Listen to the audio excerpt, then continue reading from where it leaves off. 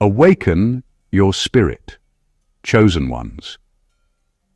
The most effective way to destroy a person is to convince them that what happened to them never really happened. Let's get something straight before anyone gets uncomfortable. Because this isn't going to be one of those soft, vague, feel-good conversations where everything is blamed on misunderstandings and everyone walks away morally clean. What was done to you wasn't accidental, and it definitely wasn't harmless. It was targeted, repeated, and intelligently disguised. And yes, that's the part that should make people uneasy. Here's a fact most people don't like to sit with. Prolonged exposure to injustice rewires the brain faster than trauma itself. Neuroscience shows that when someone is consistently blamed, isolated, or punished for reacting to harm, the brain doesn't just store pain, it stores patterns. That's why you didn't just feel hurt back then. You became hyper-aware, emotionally precise, and sharp in ways that can't be taught in classrooms. Funny how the very environment designed to break you quietly trained you instead. And let's add a little humor before this gets too heavy. Because if you don't laugh at some of it, you'll realize how ridiculous the gaslighting actually was. Imagine being treated like a threat, a problem, and a liability, while minding your business, trying to survive, and barely asking for anything. That's not villain origin story energy. That's someone else projecting their unfinished business onto you and calling it discipline. This topic isn't about exaggeration. It's about exposure, about naming what people desperately wanted you to normalize. Because what happened wasn't just unfair, it was methodical. It followed patterns, the kind of patterns you only see clearly once you stop blaming yourself for being affected by them. And that's where things shift. Because once you recognize that you weren't too sensitive, too much, or hard to deal with, the entire story flips. What looked like chaos starts looking coordinated. What felt personal starts looking structural. And suddenly the sickness you felt wasn't weakness at all. It was your intuition rejecting something deeply wrong. So, no, this isn't a pity party. It's a post-mortem. A calm, clear breakdown of what was done, why it was done, and why it never actually worked, no matter how much effort went into convincing you otherwise. Number 1. They didn't attack you because you were weak. They attacked you because you were ungovernable. From the very beginning, there was something about you that didn't fit neatly into their boxes. You didn't absorb instructions the way others did. You didn't fully surrender your inner voice, even when you were scared, young, dependent, or unsure. You might have complied on the surface, but internally, something in you stayed alert. That quiet alertness is what made you a problem. Not loud rebellion, not arrogance, just an inability to be fully owned. Ungovernable people don't need to be confident to be threatening. You didn't need power or status. All you needed was the instinct to think for yourself, to notice inconsistencies, to feel when something was off. That alone disrupts systems that rely on obedience without understanding. So instead of being guided, you were pressured. Instead of being supported, you were scrutinized. They weren't reacting to what you did. They were reacting to what you couldn't be turned into. That's why the treatment felt excessive, why the punishment didn't match the situation, why small mistakes were handled like major offenses. They were trying to locate your breaking point, the moment you'd finally hand over your inner authority and just go along. But it never quite happened. You bent, but you didn't collapse. And that frustrated them more than open defiance ever could. What's disturbing is how early this starts for people like you. Long before you had language for it, you were being corrected not for bad behavior, but for independent perception. You were subtly trained to doubt your instincts, to explain yourself too much, to shrink your reactions so others could feel comfortable. That wasn't guidance. It was conditioning. And here's the part that hits later in life. The very traits they tried to suppress are the ones that make you hard to manipulate now. Your awareness, your discernment, your refusal to fully internalize false narratives. They didn't fail because they weren't persistent. They failed because ungovernable people can be pressured, but they can't be rewritten. Number 2, what they did wasn't discipline, correction, or love. It was containment. They weren't trying to teach you right from wrong. They were trying to limit how far you could go. That's why the rules kept changing. One day you were fine. The next day you were too much. One day you were praised. The next day you were watched. Real discipline is consistent and clear. What you experienced was selective pressure, designed to keep you within a narrow emotional and psychological range. Containment works by shrinking possibility. You weren't corrected to grow, you were corrected to hesitate, to second-guess yourself, to pause before speaking, choosing or trusting your own judgment. Every time you showed curiosity, confidence, or emotional depth, there was a subtle pushback, a look, a comment, a punishment that felt out of proportion. Over time, you learned that expansion came with consequences. That's how containment hides. It pretends to be concern. It dresses up as for your own good. But real care doesn't make you smaller. Real guidance doesn't make you afraid of your own thoughts.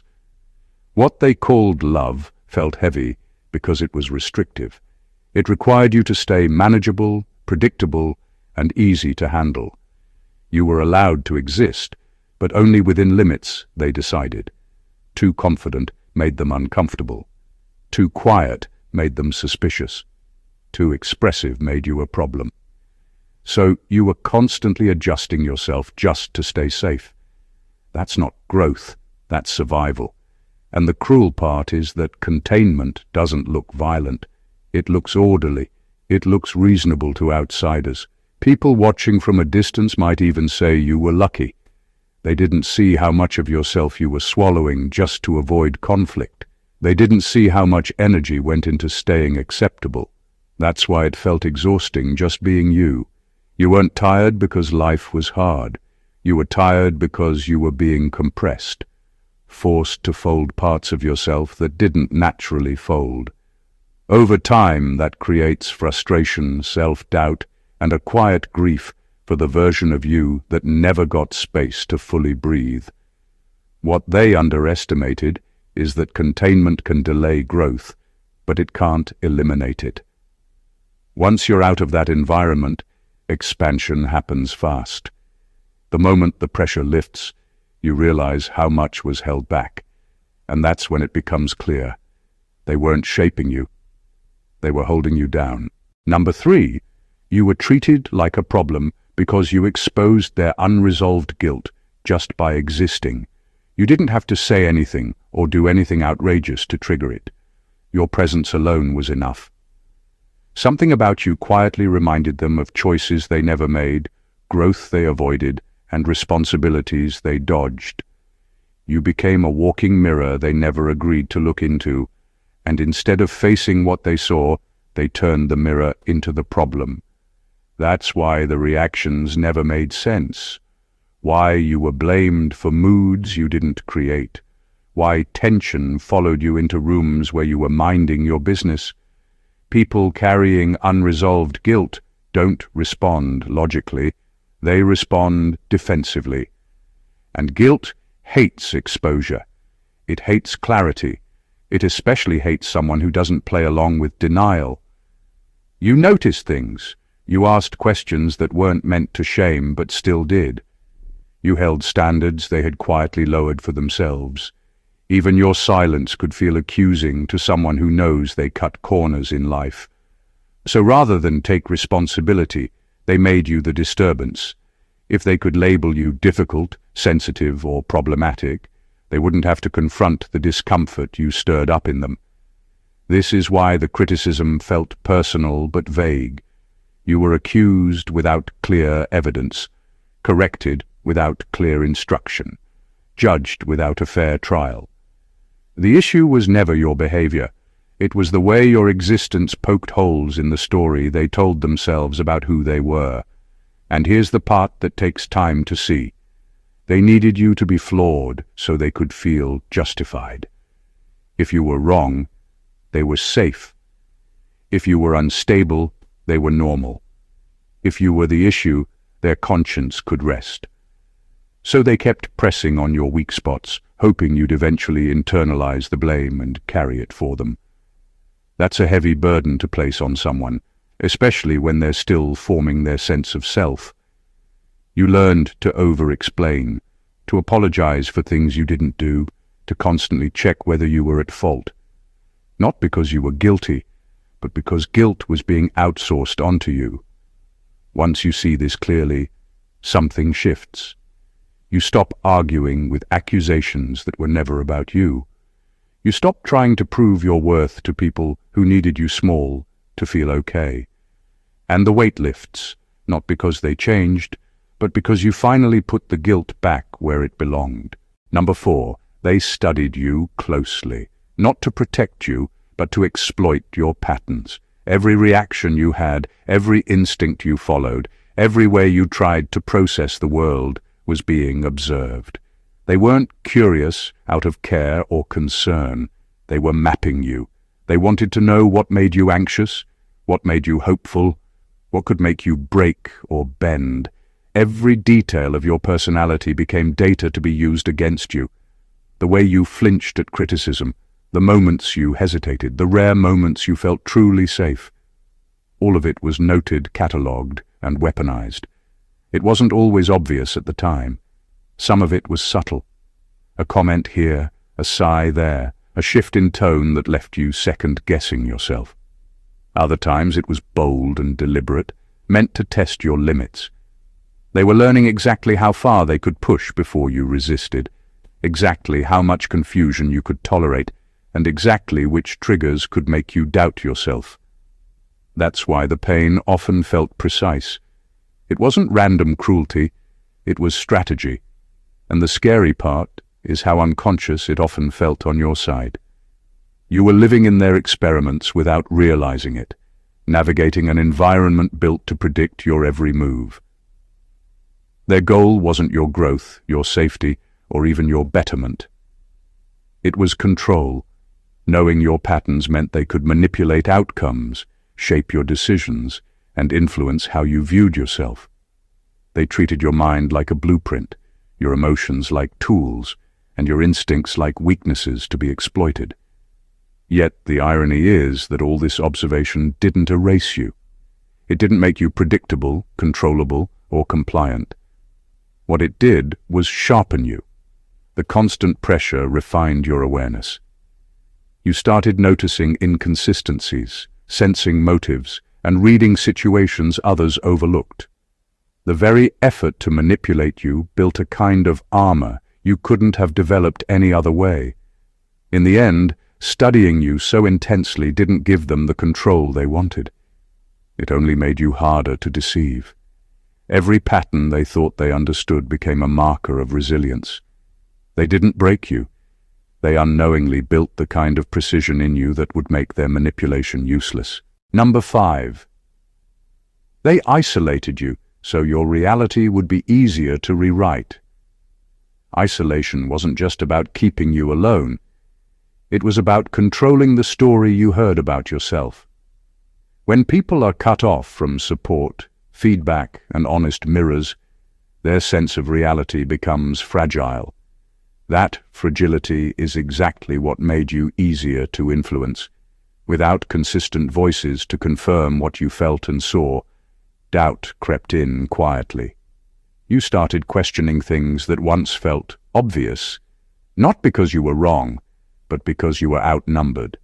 They limited who you could talk to, what you could say, and how much of yourself you could reveal.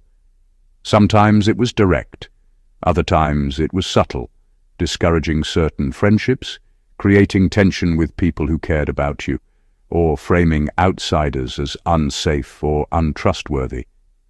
The goal was the same either way: reduce the number of perspectives you had access to.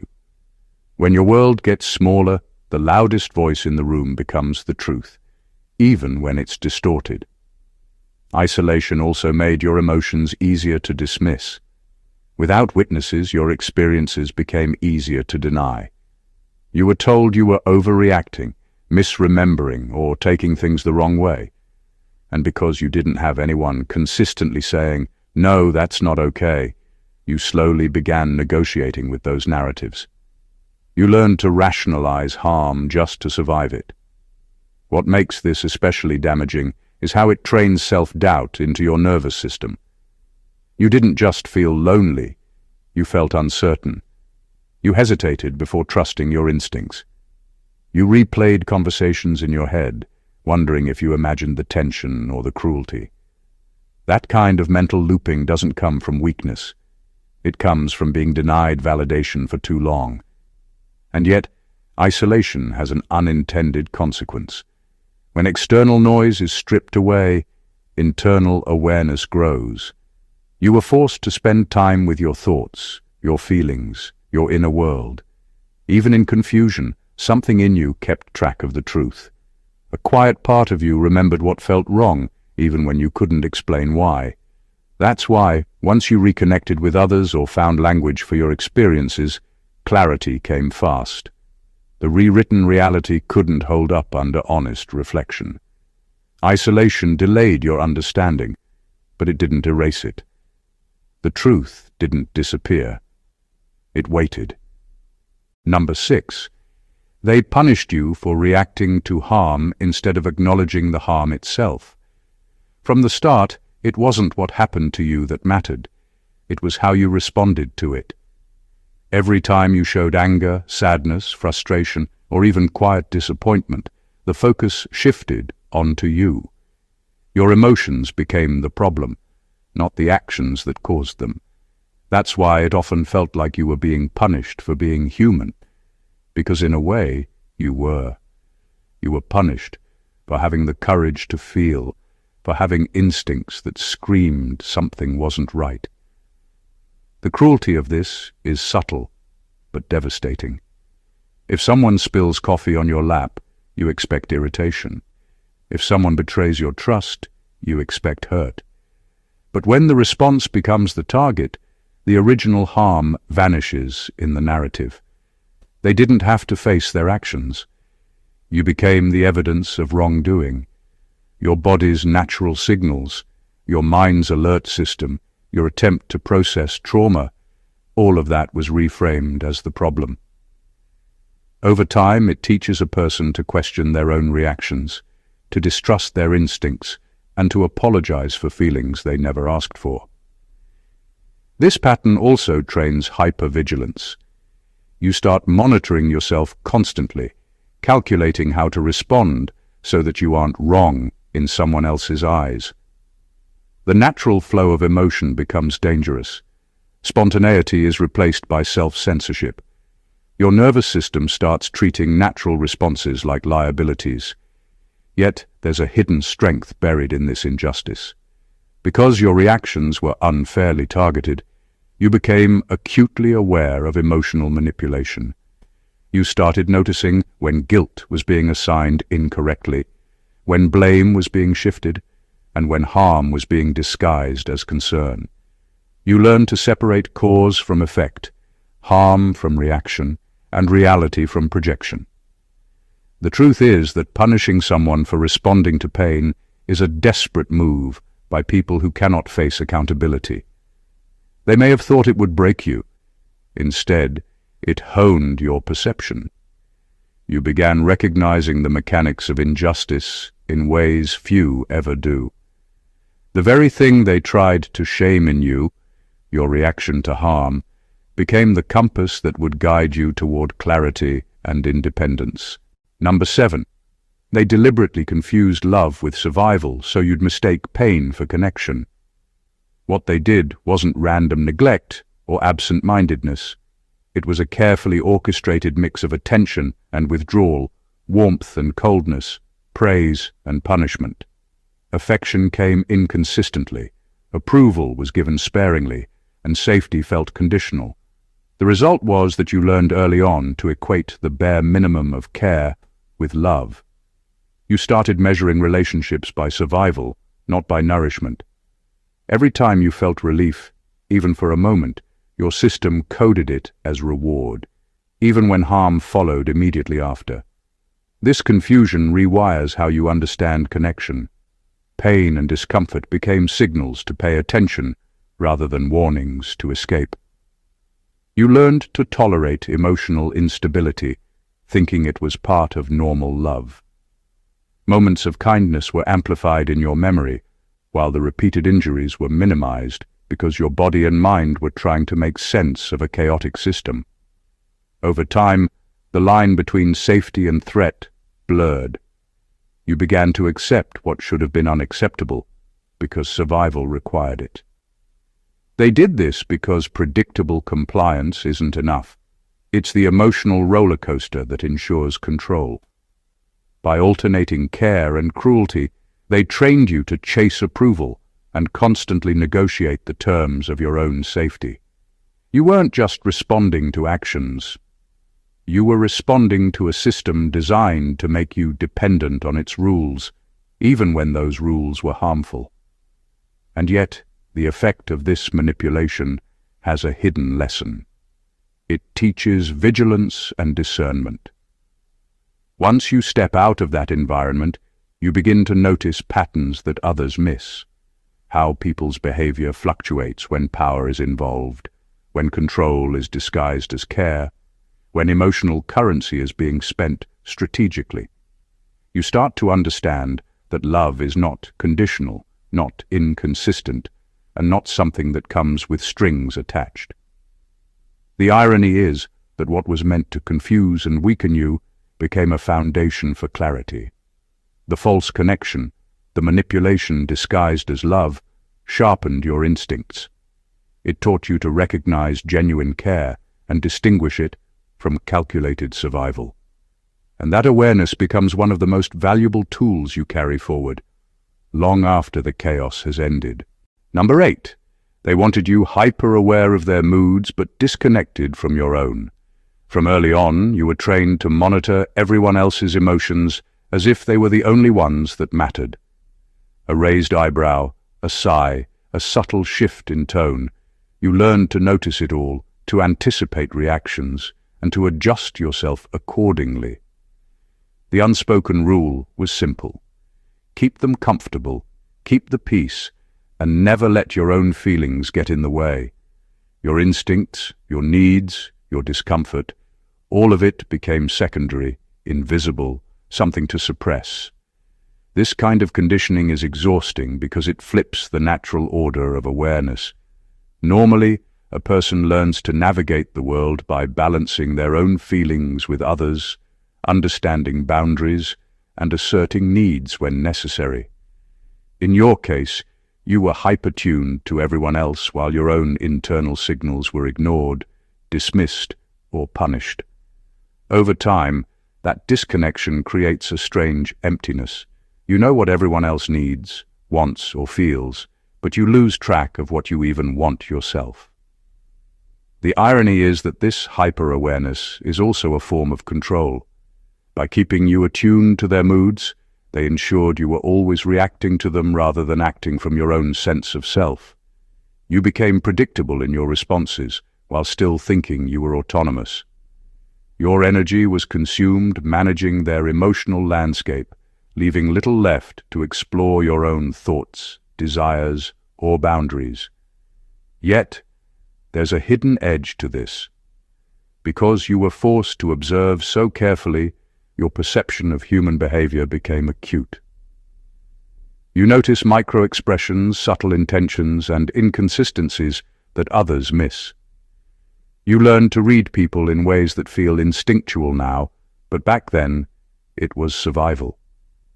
The very skill they honed for their control became your tool for discernment. Once you reconnect with your own feelings, reclaim your instincts, and listen to your internal compass, you realize just how much clarity they never anticipated. They wanted a person who reacted perfectly to their moods. Instead, They unknowingly created someone who can now read, anticipate, and understand human behavior, including manipulation, with extraordinary precision. Number 9, they used authority to justify cruelty so you doubt your moral compass. Authority is supposed to guide, to set boundaries that make sense, to provide structure. What you experienced wasn't guidance, it was a weapon. They leaned on their age, status, knowledge, or position to make their actions unquestionable. Because they had power in some form, their cruelty was framed as necessary, justified, or even deserved. And the effect on you was devastating. You started doubting your own sense of right and wrong. If the person who should know says it's okay, how could it feel wrong? Every punishment, correction, or unfair expectation was disguised as moral instruction. You were taught that compliance equaled righteousness, and resistance equaled sin or error. That conditioning runs deep because it hijacks the simplest measure of self-trust, your instincts. You start asking yourself, am I overreacting?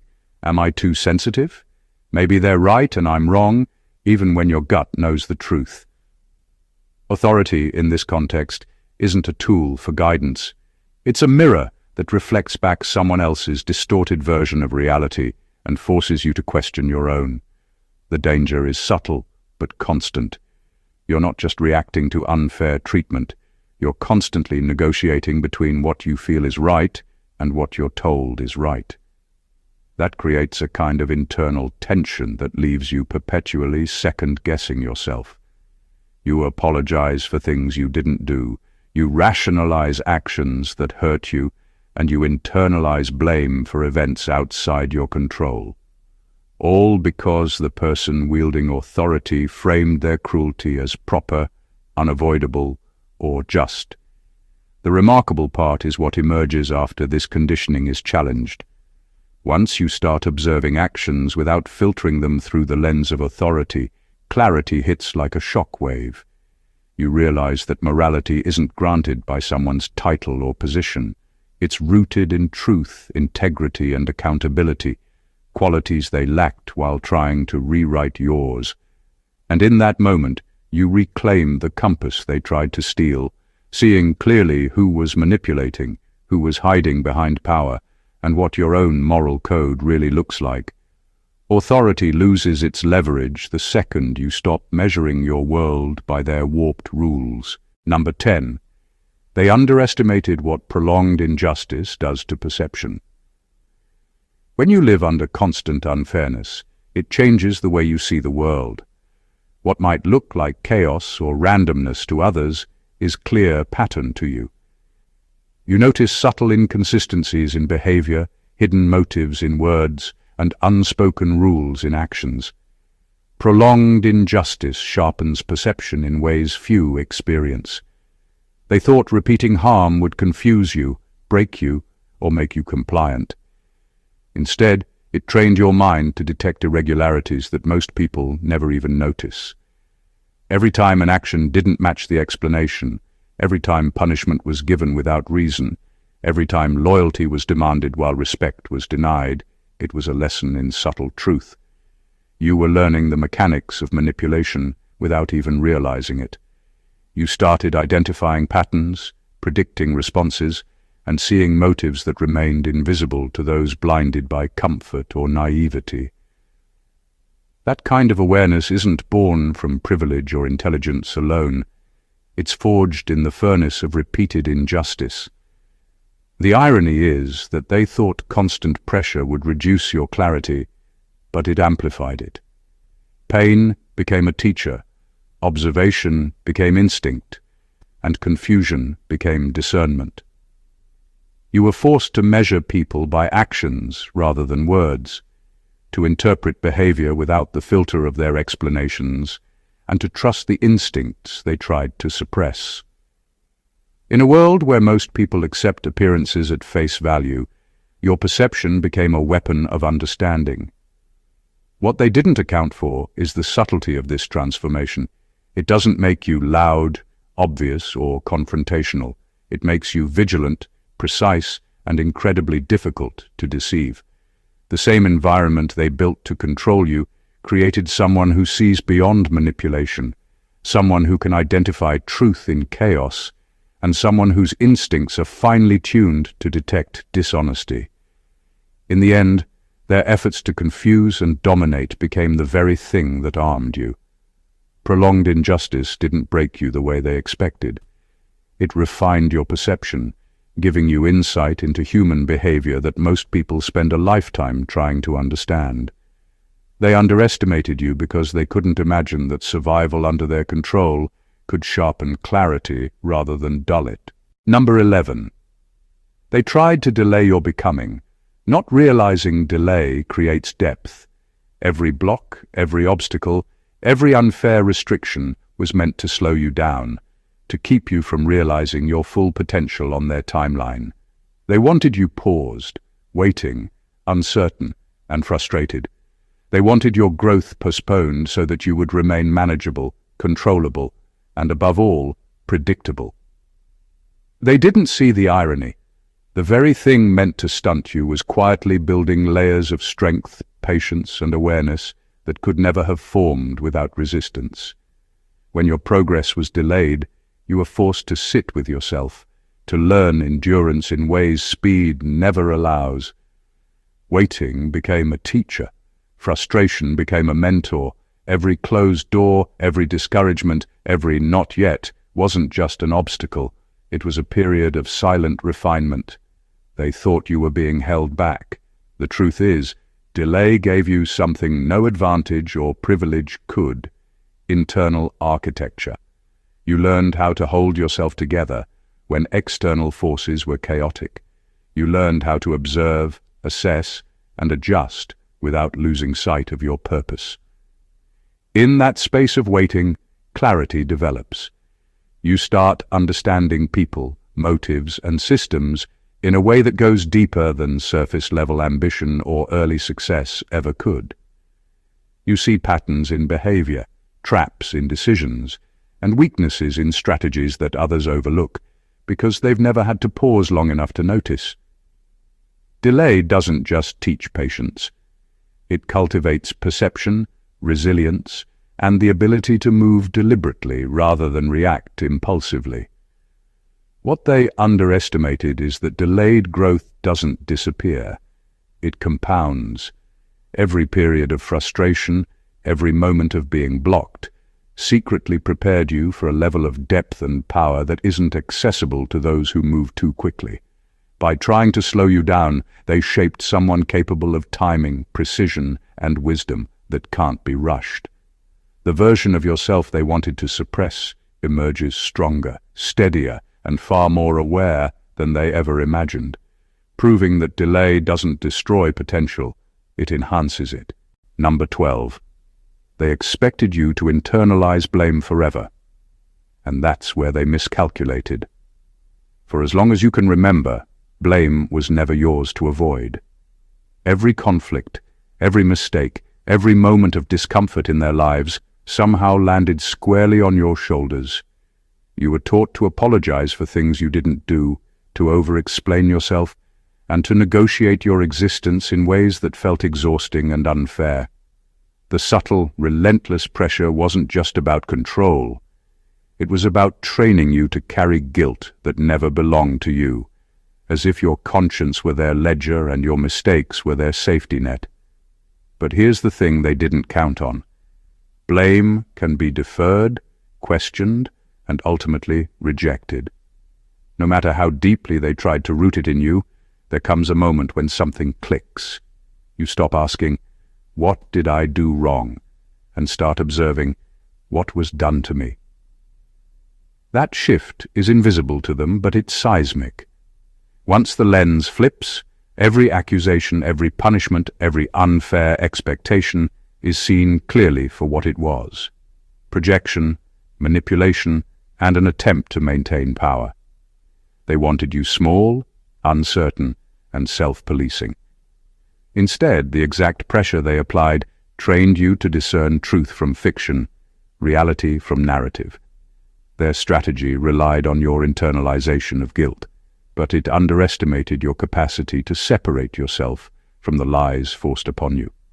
The more they tried to make you carry responsibility for their dysfunction, the stronger your awareness became. You began to see patterns in behavior, recognize manipulation, and reclaim authority over your own experience. And when that realization lands, the liberation is profound. You understand that guilt is not a default setting, and blame is not a permanent inheritance.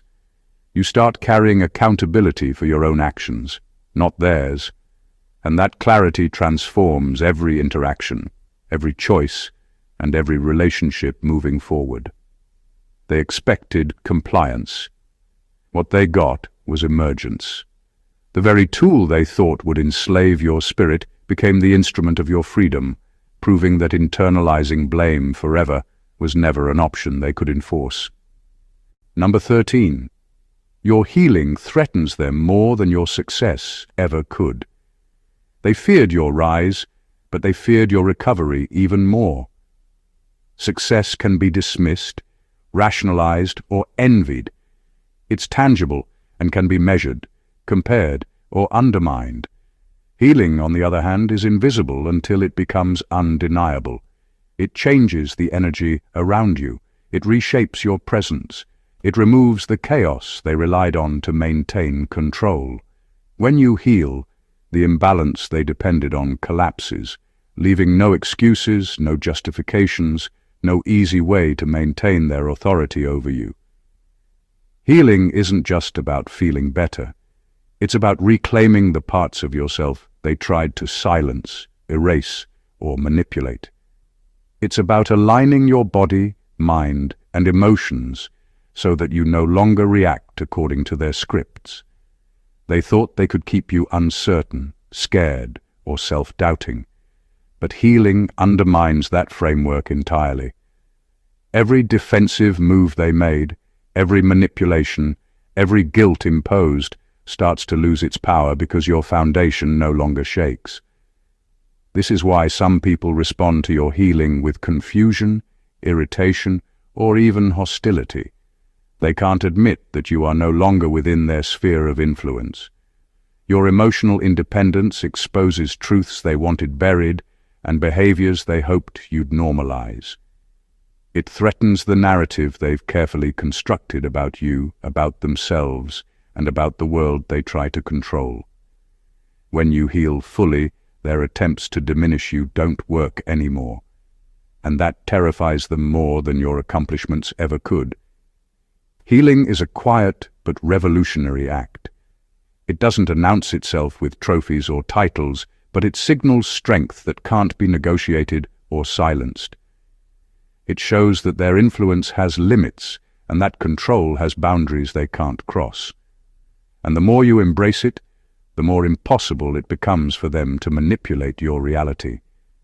Healing is your reclaiming of sovereignty, your refusal to be defined by past harm, and the ultimate disruption to the control they tried so hard to maintain. Your peace becomes their mirror, reflecting the very dysfunction they spent so long hiding. Number 14. They targeted you because something in you survives truth, and truth is uncontrollable. What they feared wasn't your strength, your intelligence, or even your compliance. What terrified them was your ability to see clearly, to feel accurately, and to hold on to reality no matter how twisted the circumstances became. Truth doesn't bow to pressure, logic, or authority. It exists independently, and you carried it within you in ways they could neither predict nor suppress. That's why their attacks were so relentless, because you were never fully aligned with their version of reality. You survived it, and surviving truth is something that cannot be caged, silenced, or edited. They tried to manipulate the story, rewrite events, and frame your perceptions as flawed, but truth has a stubborn persistence. It quietly resists distortion and waits for the right moment to surface. Every injustice they inflicted, every lie they told, and every boundary they violated only revealed how clearly you could perceive the difference between what was real and what was fabricated. Your clarity became an irritant to them. They couldn't tolerate a person who could endure chaos without letting it redefine them. Being a carrier of truth also makes you unpredictable, and unpredictability is frightening to those who rely on control. You couldn't be fully read, fully manipulated, or fully defeated because you operated according to principles they could not dictate. They attempted containment, punishment, and suppression, yet each attempt revealed the very quality they sought to erase. The deeper their attacks, the more visible your resilience became. Eventually, what they tried to destroy becomes your power. Surviving truth equips you with discernment, authority over your own perception, and the courage to confront lies, whether they come from others or from yourself.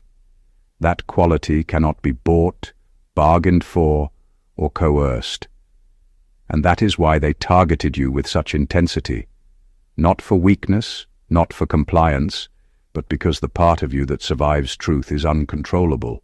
It cannot be broken. It cannot be silenced. It simply exists, waiting to align your life with reality, clarity, and uncompromising sovereignty, no matter how hard they tried to erase it. All of this leads to one undeniable truth. What was done to you wasn't a reflection of your weakness or your worth. Every manipulation, every restriction, every lie and betrayal was a mirror of their own fears, insecurities, and failures.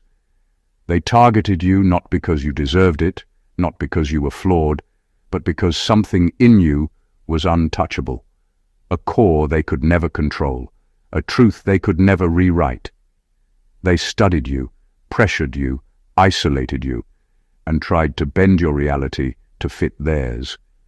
They attacked your responses, blurred your understanding of love, and hid your instincts from you. But all of that only sharpened your perception, strengthened your intuition, and built an internal foundation of resilience that no cruelty could dismantle. What they underestimated is that suffering, when endured consciously and survived, doesn't break you. It teaches you. It cultivates patience, discernment, awareness, and sovereignty. Every delay, every injustice, every attempt to rewrite your story became part of the blueprint for your awakening. The very traits they tried to suppress, clarity, awareness, persistence, and truth, became the instruments of your liberation. You didn't just survive their targeting. You transformed it into insight, strength, and power. You became someone who sees beyond deception, someone who carries truth unapologetically, someone whose presence is impossible to manipulate. This is more than recovery. It's reclamation. It's proof that no system, no manipulation, and no attempt at control can undo what exists within you naturally: integrity, awareness, and the capacity to rise above. Your experiences, as painful and unfair as they were never the end of the story. They were the crucible that forged the version of you that cannot be diminished, cannot be silenced, and cannot be bent to anyone else's will. If this resonates with you, if you see yourself in these truths and feel the weight of what you've survived, let this moment be a turning point. Share your journey in the comments. Encourage others by letting them know they're not alone, and help spread this message by liking and sharing this video. And don't forget to subscribe to the channel so you never miss insights that shine light on truths the world would rather keep hidden. You survived, you grew, and your clarity is a gift, and it deserves to be seen. Stay awakened, chosen ones.